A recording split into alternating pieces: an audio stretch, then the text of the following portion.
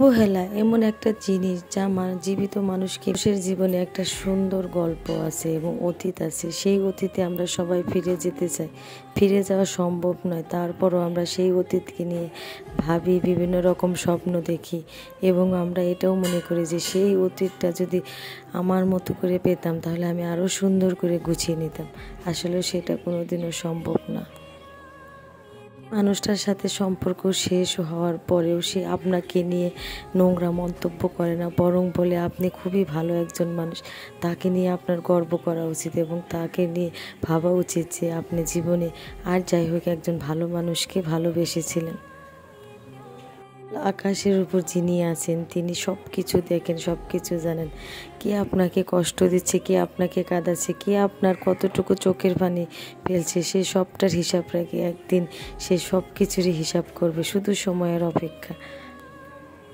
বলেছিল সারা জীবন থাকবে, কিন্তু প্রশ্ন করতে ভুলে গিয়েছিলাম কতদিন থাকবে, সময়টা কতদিন। আসলে প্রশ্ন করাটাই উচিত ছিল। সবাই বলে থাকবে, কিন্তু কেউই থাকে না পাশে। আমার একটা বিশেষ গুণ আছে, আমি হুটহাট কোনো সিদ্ধান্ত নিই না, ভালো করে খুব ভেবে চিনতে খুব সুন্দর একটা ভুল সিদ্ধান্ত নিই। সেই জন্য আজ লাইফের এই অবস্থা। আপনার ইচ্ছা শক্তি যদি দৃঢ় থাকে আপনি ফকির থেকে রাজা হতে পারবেন, তবে আপনার ইচ্ছা শক্তিকে প্রখর এবং নিজের মতো করে গড়ে তুলতে হবে, জেদ থাকতে হবে। আমাদের সমাজে একটা কথা আছে, যদি ছেলে যদি ইনকাম করে বউকে সব টাকা তুলে দেয় তাহলে শাশুড়ি বলে আমার ছেলেটা একদমই ভালো না, শুধু বউয়ের কোঠায় ওঠে আর বসে।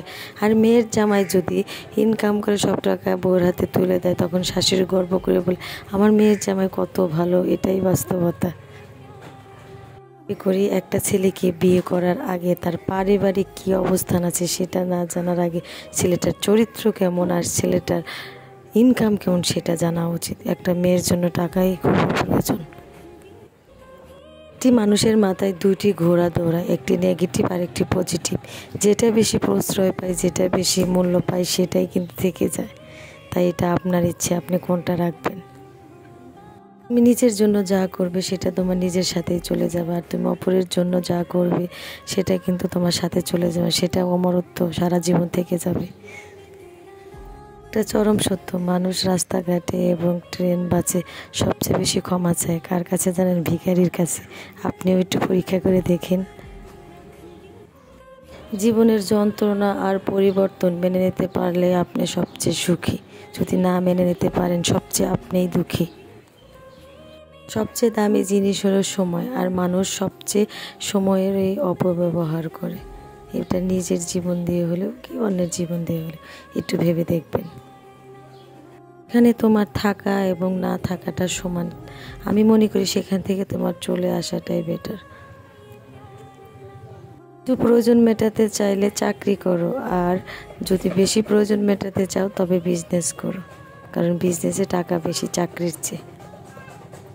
প্রথমে নিজের কাজে ধ্যান দাও, যদি সময় পাও পরে অন্যকে জ্ঞান দাও, আগে নিজের প্রতি ফোকাস রাখো। কেউ চুপ থাকা মানে এটা নয় যে সে বলতে পারে না, কেউ ভদ্র ব্যবহার করা মানেই নয় যে সে অভদ্র ব্যবহার করতে পারে না, কেউ শান্ত বলে সে যে অশান্ত হতে পারে না, এসব ধারণা ভুল। আসলেও সে সভ্য তাই কিছু বলে না, চুপচাপ সব কিছু সহ্য করে। আরও বাহ্যিক রূপ দেখে বিচার করতে যাবেন না, কারণ একদিন শান্ত নদীও যদি ঢেউ ওঠে সেই নদী শান্ত থাকে না, উতল পাতল করে ফেলে। তাই সাবধান। টাকাওয়ালা পরিবারের বউ হওয়াটা ভাগ্যের ব্যাপার নয়, ভাগ্যের ব্যাপার হলো সেখানে আপনি যদি চরিত্রবান একজন জীবন সঙ্গী পান, সে আপনাকে সারা জীবন খুব সুখে রাখবে। টাকা দিয়ে সুখ পাওয়া যায় না। যেটা খুব সহজেই পাওয়া যায় সেটা হলো ধোঁকা, আর যেটা খুব কষ্ট করে অর্জন করা হয় বা করা যায় সেটা হলো সম্মান। হৃদয় থেকে পাওয়া যায় সেটা হলো ভালোবাসা, আর যেটা ভাগ্য করে পাওয়া যায় সেটা হলো বন্ধুত্ব। আপনার হাতে নেই, কিন্তু সিদ্ধান্ত আপনার হাতে আছে। সিদ্ধান্তের মাধ্যমে ভাগ্য পরিবর্তন হতে